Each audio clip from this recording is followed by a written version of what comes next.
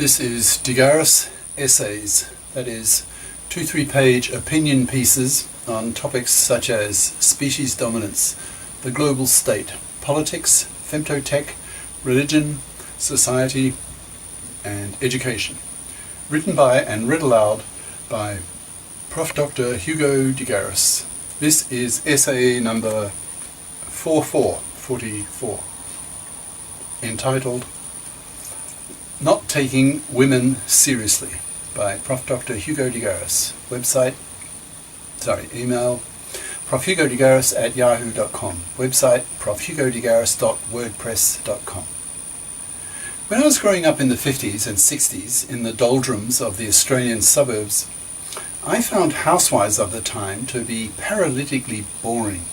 The mothers of my school friends at my all-boys school struck me as being as equally dulled as my own housewife mother. So once I had left that benighted culture forever and arrived in London in the early 70s, the new feminist wave was in full swing. I became an avid male feminist because I thought it might be possible that feminism might change women and make them, in my terms, interesting. Meaning that I might be able to share my scientific passions with them. That is, I might be able to share my brain with females. The naivety of youth. Half a century later, being a lot older and wiser, I have come full circle. I now look upon the female mind with the same disdain and disinterest as I did in the 60s, when I was looking then at women's magazines with their preoccupation with buying pretty baubles, catching a man, keeping him, living off his money, etc. In the 10s, I label myself PR rather than PC, that is, politically realist rather than politically correct. I don't have much patience with doctrines that effectively really only express people's deep desires rather than relying on scientifically verified reality. For example, with my PR attitudes, I have no qualms making statements such as women lack genius, blacks are the world's dumbest people, Jews are history's most hated people, etc. I say such things for the simple reason that they are true, as shown by scientifically verified studies. I tend to dismiss PCers as Essayinate fairies, that is, ignorant of science, who live in their own fairyland, believing what they want to believe, rather like religionists, who desperately want to believe in a life after death, spent in a heaven of eternal bliss, etc. Such people are children to me. During my scientific career in the 80s, 90s and zeros, I would go to world conferences in artificial life, evolvable hardware, evolutionary engineering, artificial brains, species dominance, etc. And often there would not only be no women amongst the presenters of published papers, there would often be no women even in the audience. Most of my scientific career was like this, that is, no women. I started to look into this phenomenon, wondering why women were making such a negligible contribution to world intellect. For example, only 1% of Science Nobel Prize winners are female. There are no female winners of the math prizes, Abel Prize, Fields Medal. Well, I think now there's one Fields Medal winner is female. If you pull down a copy of Who's Who in the US, you'll find only about 5% of the entries are women. At any one time, a similar percentage of women are the nation's prime ministers or presidents. I could go on and on. In short, women make a negligible contribution to the planet's intellectual life compared with men. So it's not at all surprising that women have lower status than men in virtually all cultures. If women want to be respected more, they will have to contribute more. Leaders are respected, followers are ignored. When I was a prof in the US in the early zeros, sometimes for amusement, until its predictability became monotonous, I used to walk slowly behind 20-year-old female students, chatting in twos, listening to their conversations, which typically took the form of, quote, ... and he said, and then she said, ...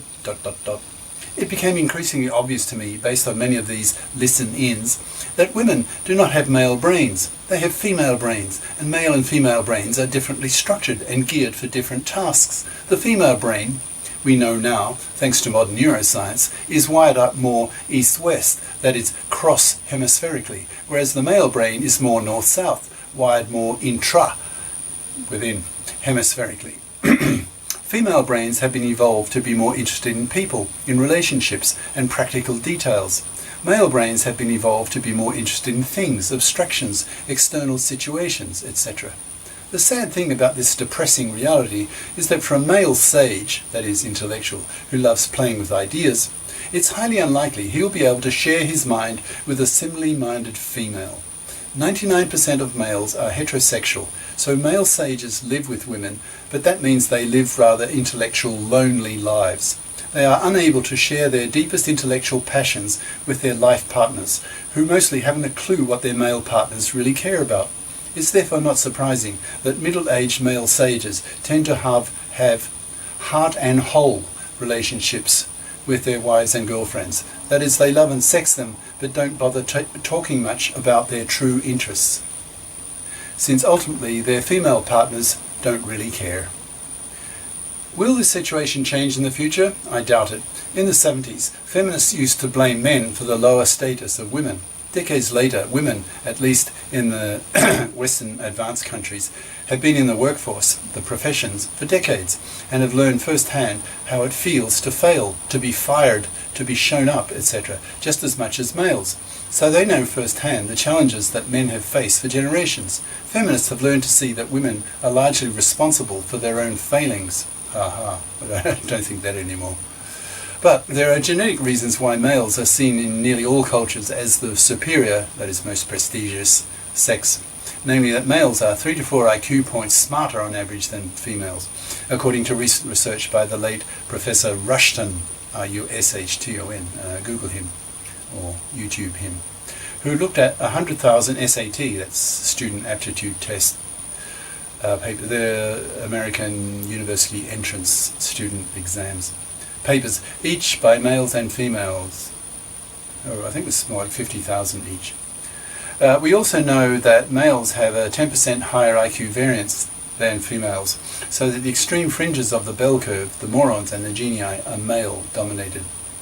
If you go far enough out along the bell curve in math ability, there are no females, which explains why the math prizes are won exclusively by males. Personally, I can think of only one world-class female mathematician in history, Emmy Noether, N-O-umlaut-T-H-E-R, whose father and brother were mathematicians, but even she probably had an androgenized brain, since her male colleagues at Göttingen used to half-jokingly describe her as Der Noether. Der is the German male equivalent of the English the, T-H-E. Males also have far higher levels of testosterone in their blood than do women, making them more aggressive, persistent and dogged. This fits my own experience that the significant women of my life could never compete with my own level of devotion to a given task. Women are more multitaskers and men more monotaskers. Multitaskers would cope better with a bunch of kids, and monotaskers would write symphonies and prove theorems. I don't hear today's feminists complaining about the idea that the genii are males. I think they simply accept the scientific evidence, given that it is so overwhelming. Women have had decades of opportunity to show what they are capable of. In the Western countries, they have entered in droves into the professions, law, medicine, dentistry, journalism, etc. But there's still no upward trend in the proportion of women winning science Nobel Prizes. Not a trace. For the past few decades, I've been, I think it's fair to say, one of the world's leaders in what I call the species dominance debate, or what the Americans call the singularity, that is, the rise of massively intelligent machines. It's a topic that is close to my heart, given that I, and many others, virtually all male, think the rise of artificial intellects, this century will dominate our global politics this century. Have any women contributed in a non-negligible way to this critically important of debates? ? Nope, none. It's therefore not surprising that I tend to not take women very seriously. I'm wondering, as I age into my 70s and the last traces of my libido slowly fade away, which has now pretty much happened, speaking at age nearly 70 in a few weeks, that the only thing keeping me interested in women is companionship. I certainly can't share my mind with women. They don't give a hoot about whether I can find a building block at the femtometer scale, or whether the monster group will play a role in math physics, or whether advanced creatures billions of years older and far smarter than us exist out there in the universe. All I get from women is literally complaints about the increasing prices of food at the supermarket. I think I will simply die not taking women seriously. I think that is just the way the world is, so I'll just have to lump it. In other words, accept it. Cheers. Prof. Dr. Hugo de Garis. Email profhugodegaris@yahoo.com. Website profhugodegaris.wordpress.com.